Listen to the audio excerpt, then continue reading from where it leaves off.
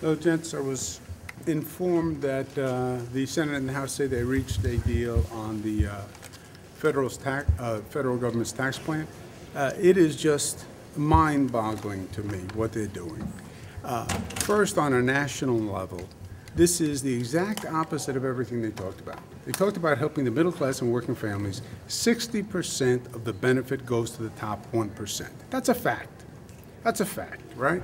I was talking inside, a lot of opinions, everybody writes opinions, there are still facts. 60% goes to the top 1%. Well, their theory is the corporations will wind up getting a windfall, but they'll pay their workers more money. That's your opinion. You have no evidence to suggest that. You didn't write into law that the corporation must use its windfall to pay for the workers' salaries, which, by the way, they could have done if that's what they wanted to do. How do you know the corporation is not going to take the money and pay the CEO more? How do you know the corporation is not going to take the money and just dividend it out? This has nothing to do with helping the middle class. It is a tax cut for the wealthy and the big corporations. It's what they've always done. It's trickled down in the 80s, and this is trickled down on steroids. But that's the national plan. For sure, it is devastating to the state of New York and 12 other states that eliminate, by the elimination of the state and local deductibility. Everybody's taxes in the state of New York just went up 20%. Property taxes effectively go up 20%. We've been working for years to reduce property taxes, which are the highest tax in the state. They're 2.5 times the state income tax. I passed a property tax cap at 2%. We're working on shared services. I'm browbeating the local governments to come up with savings. In one fell swoop, they effectively raised the property taxes 20%. And they raised the state income taxes 20%. It's the exact opposite of everything a Republican has argued. What they're really doing is they're using New York as a piggy bank to pay for the tax cuts in other states. And that is reprehensible. As a matter of government, as a matter of representative democracy, it's reprehensible. And for a New York congressperson to vote for a plan that savages their district just so their party can have a political win is disgusting. And that's why I call them Benedict Arnolds. And the American people, they're not hearing the American people. You look at the past elections, you look at yesterday and Alabama, what their people are saying is, I don't care what my party boss tells me. I don't care about your politics. I'm cared about me. I'm cared about my interest. In Alabama, the women said, you know what? I don't want to be abused. And I don't care what the Republican leadership says. I'm tired of being abused, and I'm voting the other way. They're abusing now the taxpayers in New York. This is as abusive to the taxpayers in New York as their position was abusive to the women in Alabama. And New Yorkers are not fools, and they're playing New Yorkers for fools, and New Yorkers are going to remember. What can you tell us about the investigation by the FBI into the hiring practices of your administration? You know as much as I know.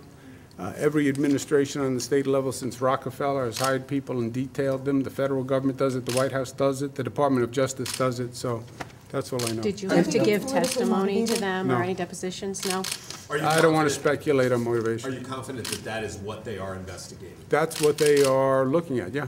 Governor, why did you hire political people and put them in agencies whose mission has nothing to do with campaigns or anything like that? I don't even understand what you're talking about. Well, you hired people from the Obama and Clinton campaigns, and you put them on the state payroll.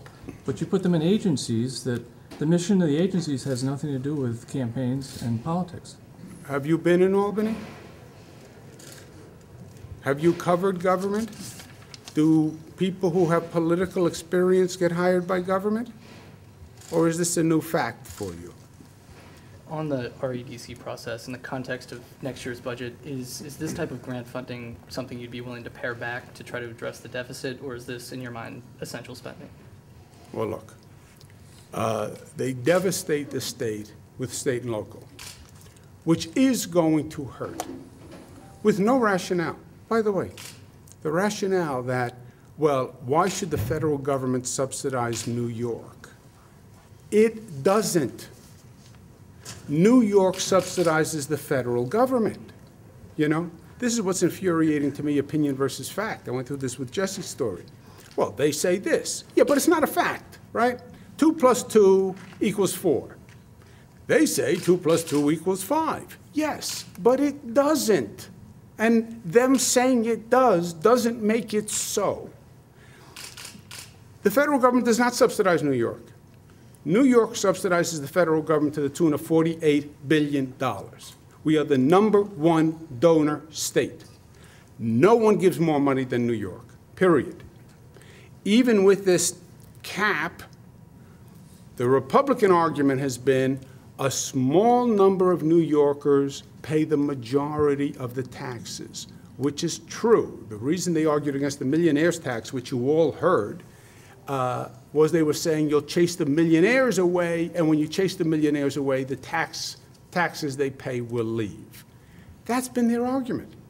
Now, all of a sudden, they want to increase taxes on the rich. And if the rich leave, the rich leave. I mean, that's why I said it's upside down world. Now they're making the liberal argument.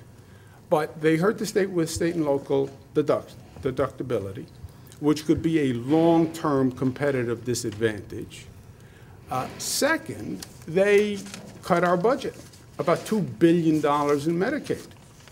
So we start the year with a $4 billion deficit. We then have federal cuts on top of that in the area of about $2 billion just in Medicaid.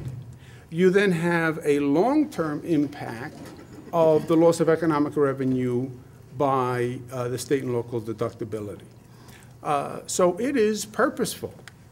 It is an attack on the blue states to help the red states. That's why I refer to it as a civil war. That's what it is. The federal government saying we're going to use the blue states to pay for the red states. They'll say, well, the Senate doesn't have any representatives in the blue states. And that's why they did the plan. Yeah, I understand that. There are no Republican senators in blue states. That's why they're blue states. That doesn't mean you should use the blue states to pay for the red states. I can understand on a really crass, ugly political level why the Senate would do that, but that doesn't explain why the House members vote for it. You know, what's the answer to the House members? You know, the answer to the Senate is, I don't represent New York. Yes, but how about the Congress people who do? And by the way, the defense they gave Jesse, you have 9 Republican congresspeople. 5 of 9 are against it. Why? Why? You're damned by your own colleagues. You're damned by your own colleagues. 5 of 9 are against it. Unless it hurt their district, why would they be against it? But do you think the upcoming trial of Joe Percoco and others will be a distraction for you in 2018? No. And as a follow-up, do you think you'll have to testify at all in any of those cases? Any plans to go into the REDC Awards that were given today? This is obviously the 7th year. The awards this year are a little bit smaller. We're more in the $60 to $80 million range. In the past, they've been in the $90 to $100 million range. Is there a reason? Maybe there weren't as many worthy projects. Why are the numbers down just slightly this year compared to other years? I truly don't know. I'll check and find out. I don't know if the overall number was lower this year or what, but I can find out. Governor, any plans to go into any of those 4 districts, Reed, Collins, Tenney, Catco? You know, I talk to the people in the district any number of ways. I've done phone calls, et cetera. I think it's communicated very effectively. You look at the research, you look at the data. I talk to people all across the state. They get this. This plan is overwhelmingly negative in this state. About 75% of the people are against it. Republicans are against it. People understand what this means. You know, I was afraid elimination of state and local tax deductibility was such a mouthful that maybe people wouldn't get it. They get it. Everybody knows what their property tax bill is. Everybody.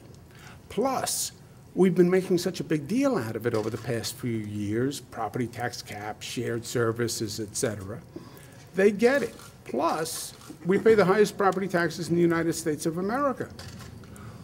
How do you justify a national plan financed on the backs of your constituents?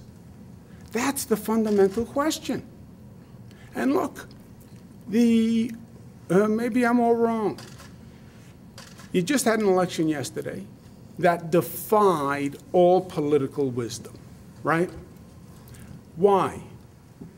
Abuse women, abuse women, abuse women, women fight back.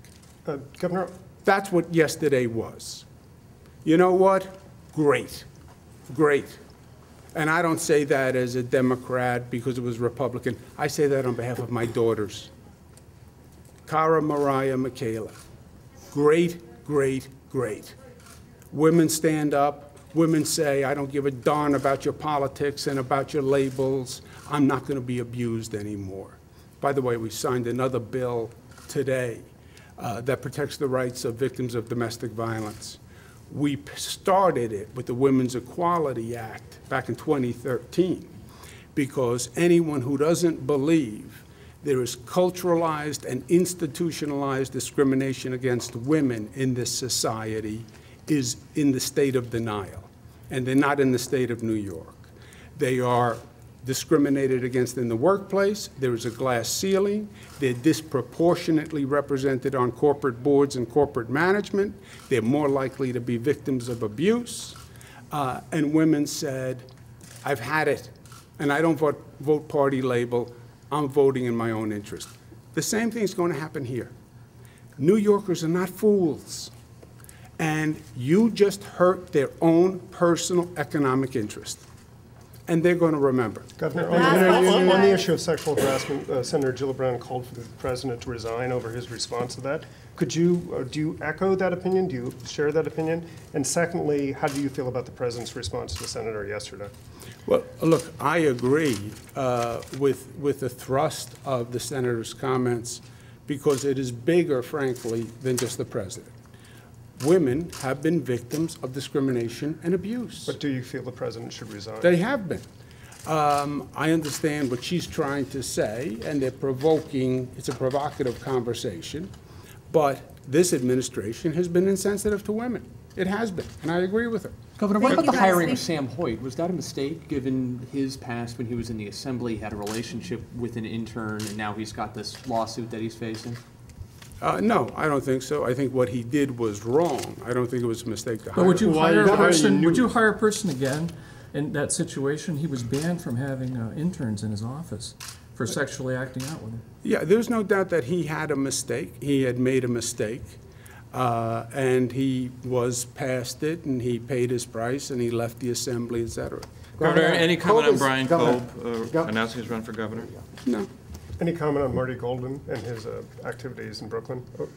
I'm not familiar with them. I just heard quickly, Jesse, but I don't know the facts. Governor, do you still plan to hold or call a special election for the soon-to-be vacant state Senate seats after the budget? There are some progressive groups that want that special election sooner, before the budget. There's some groups who want it sooner, there's some groups who want it later, there's some groups who don't want it, period. Well, That's why a wait decision until we after made the in budget? Yeah, January. but why wait until after the budget? I mean, that's the criticism. Why not get them on board so they could be part of the budget deliberations? Well, because you need to get a budget done also, right? And some would argue politicizing the budget isn't the best idea. But it's a decision that we have to make next year in January, and we will. Thank you. What is the policy going to be of your administration? Because we are in this Me Too moment where there are allegations of sexual misconduct, sexual harassment coming up. What will the policy of your administration be for instances like these? And I guess this plays into the instance with Mr. Hoyt. We are going to be very aggressive on women's rights, as we always have, right? New York started this with our Women's Equality Act before any of this, any of these recent events came up, Jim. So we didn't need these recent revelations to inform us that women are abused and women are discriminated against. I said that in my State of the State in 2013, that there is institutional discrimination against women and abuse against women. I'm glad, frankly, that the nation now has its eyes opened. I'm glad that women stood up in Alabama and said, we're going to vote our rights. I think this is all very, very positive. And we're going to have a very aggressive agenda again, because we have a moment in time to make reform. And we've used those moments in time effectively before. Sandy Hook happened. We passed sensible gun control, right? Paid family leave, et cetera. When people are focused, that's the time to make change. And that's what we want to do in New York. But nevertheless, you did have it going on within your own administration, allegedly, with Sam Hoyt. What could you do differently to, you know, kind of pick up on that? Well, look, you have it going on in journalism. Yeah, I know. What are you going to do differently? But the question is about state government. It's not about journalism. I could tell you later in great detail about that if you're interested. No, it's about you and journalism. And it's about you and journalism. And it's about state government. And it's about carpentry. Is your and it's administration about going to do trade anything forces. differently to maybe be a little bit more We will aware? have policies in state government, obviously, that affect state government. But I think you missed the point. When you say it's state government, you do a disservice to women, with all due respect, even though you're a woman. It's not government. It's society. It was Harvey Weinstein in the arts industry. It's comedians. It's politicians. It's chefs, right? It's systemic. It's societal. It's not one person in one area. It's not just Charlie Rose, right? It's not just Matt Lauer. It's not just journalists. It's societal. Okay, understand the breadth of the problem. Just like name one thing. It's called the State of the State. Come and cover it and see the Well, agenda. in the meantime, if there's any women in state government that want to report being sexually harassed. And by the way, you had one thing today, which is the domestic violence proposal. Do you support, right? did you support the president's decision to name Jerusalem the capital of Israel? I have been supportive of that position. The question is the when and the how and the context. And that's always the art form. And that's a decision he had to make, and I don't know the conversations he's had around it. Thank you, guys. Sorry. Uniform policy for sexual harassment in and around the legislature, and whether you might support that? We are going to have proposals on how sexual assault is handled for all state employees, executive and legislative. But my point is, this is a moment in time, and we have to be honest about it. What we try to do is segment and blame and make it episodic. Well, what are you going to do about government employees? That's why, to provoke, I said, what are you going to do about journalism? What are you going to do about people in the Post? What are you going to do about people in the Times? Why? Because it's that widespread. You want to solve a problem, acknowledge the breadth of it. Acknowledge the depth of it. You will never solve a problem you're unwilling to admit. It is society writ large. We have institutionalized discrimination against minorities. We do. Period. All across the board.